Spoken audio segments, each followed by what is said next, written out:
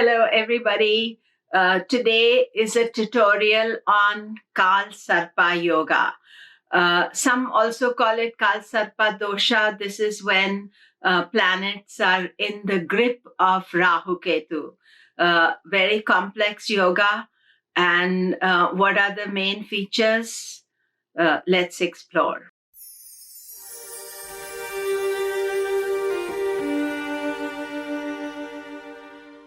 Hello, I'm Komilla Sutton, and we are talking today about Kal Sarpa Yoga.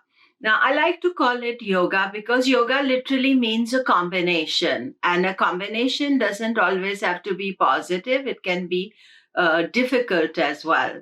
And this particular Kal Sarpa Yoga, Kal means time, Sarpa is snake, and yoga is mean when the snake of time is wrapped all around you, and the influence of Rahu Ketu become totally dominant. And how does this yoga occur? The simple rule is that Rahu Ketu are hemmed in between planets. So all the planets are within Rahu Ketu. Sometimes you may see that a planet is in the same sign as Rahu Ketu, but it's inside their axis. That means they are not being allowed to act independently and work independently.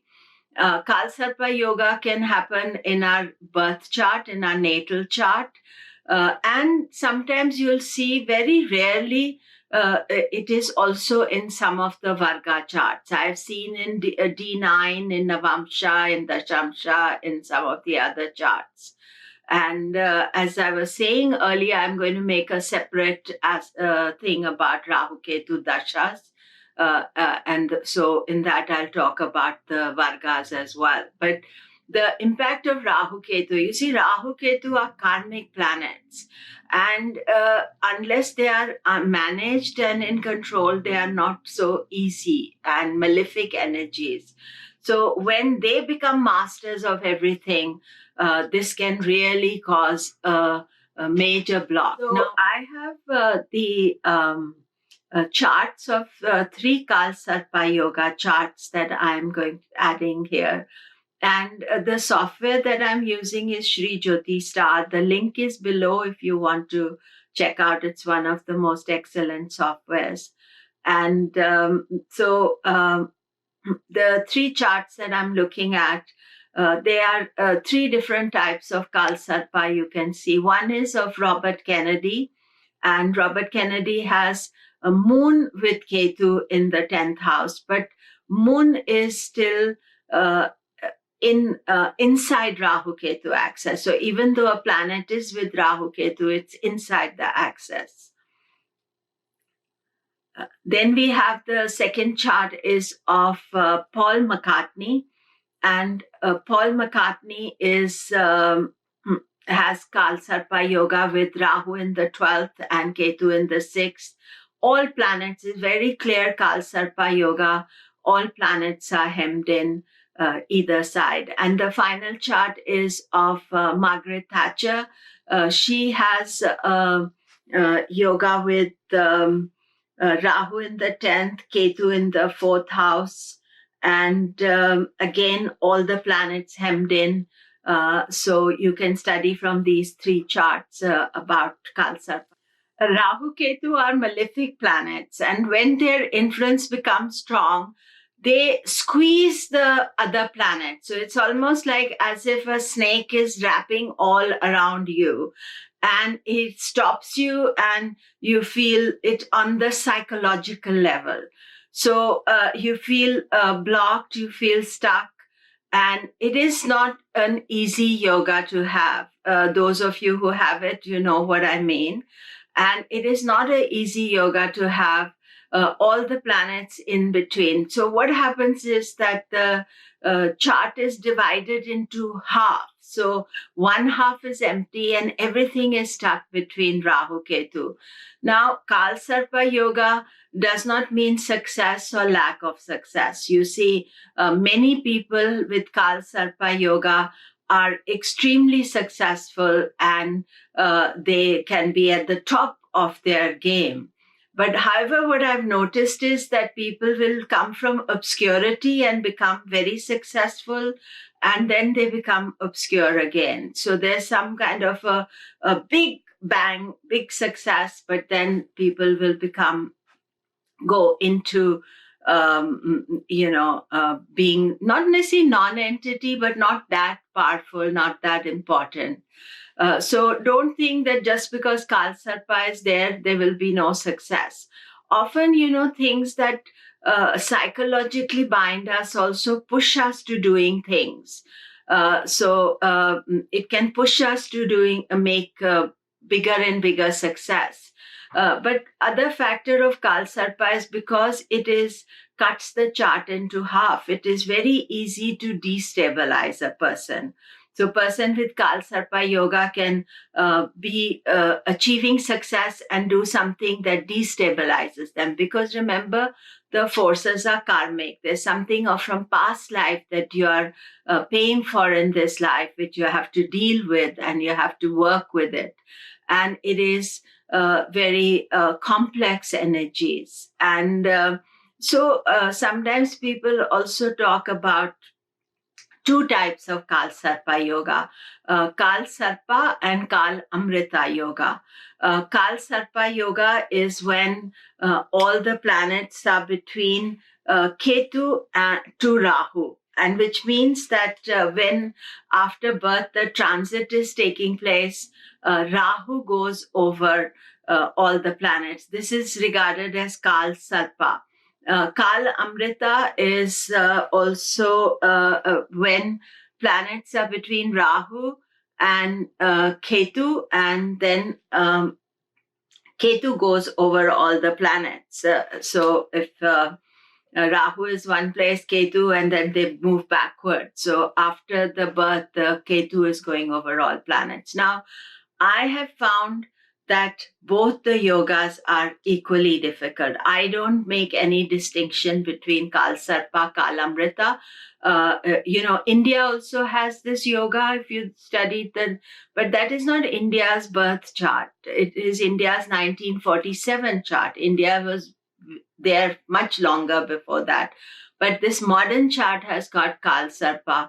And so Kal Sarpa, when Rahu Ketu are very strong, they can also lead to a life of negativity, corruption. But on the opposite side, if people become more spiritual, then Rahu Ketu can take you towards a very high spiritual path. So with Kal Sarpa yoga, it's all about the inner struggles. And do write below how you have experienced it. Do you have Kal Sarpa, or you think you have Kal Amrita yoga?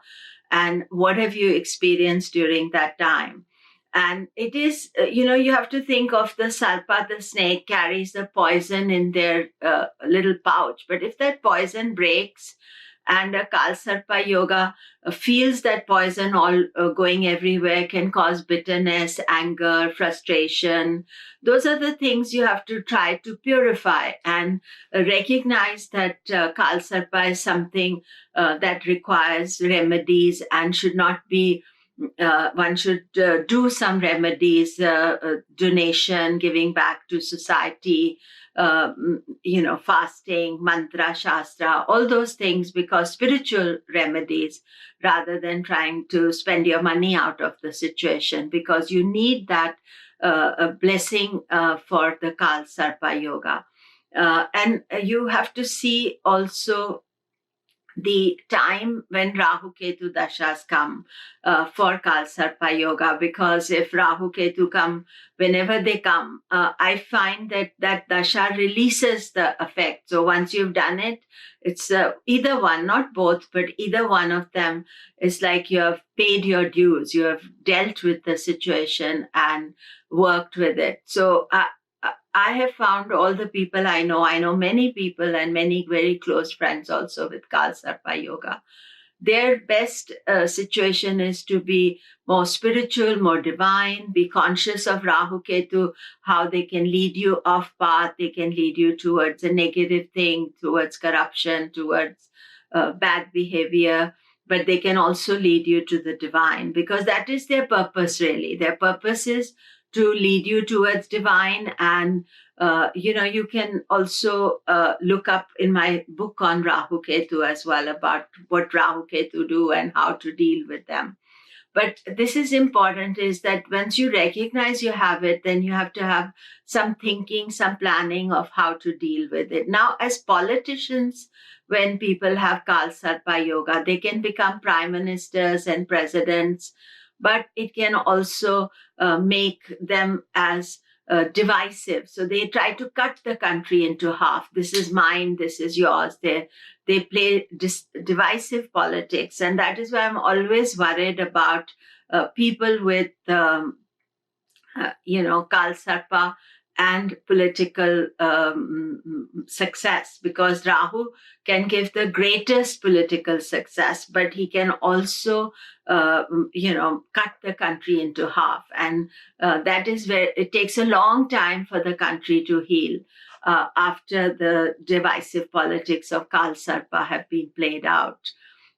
So as I said, that if the Kal Sarpa is there, then it is important to do the remedial measures. Now, Kal Sarpa is also seen by transit. So transit Kal Sarpa yoga happens when Rahu Ketu become dominant, and Saturn and Jupiter are one side of Rahu Ketu. So when Saturn and Jupiter move one side of Rahu Ketu, you may see every successive year Kal Sarpa yoga for a few months. And therefore, watching the Kal Sarpa yoga by transit is quite important, because it is something that affects everybody. So, for example, I don't have Kal Sarpa in my chart. You may not have Kal Sarpa in your chart, but by transit, you are experiencing it. So, learning to deal with it, to work with the Kal Sarpa by transit, it can create a lot of difficulty. In 2007, 2008, when Kal Sarpa hit, the world markets crashed, because there was other issues happening, but the moment Kal Sarpa happened, everything destabilized. And a few years ago, when the demonetization was taking place in India, I think it was 2016, that time also that Kal Sarpa was there by transit. So not everybody looks at Kal Sarpa yoga in the chart, because the classics have not mentioned it. So people who are very true to the classics don't study the Kal Sarpa yoga. But in my experience, I've found that this is something you'd miss out if you don't give that importance about where Rahu Ketu are and what is happening, because there's a very key factor. So although the classics have not mentioned it, but you see, you have to think about, we are in Kala Yuga just now, but also you have to think that modern teachers and people who have identified this yoga, they are also knowledgeable and practicing. So we should not ignore the Kal Sarpa yoga. At least that is my personal experience, that if I have ignored it, then it would not have been good. And I look at more the psychological, the inner energy to bring that person out of darkness, out of despair, out of hidden angers and bitterness and frustration, and reveal the light to them. And Jyotish can do that, the dashas and other factors. And the bite of the Kal Sarpa, where the Sarpa bites, is in the house where Rahu is placed. That is the area where one feels the bite most, or the energy most. So that is where we have to focus on. Then one other thing is this, that what are the aspects? So Jupiter aspect to Rahu can calm it down. But the problem with Rahu Ketu is that Jupiter cannot aspect both of them. He can aspect one, not the other.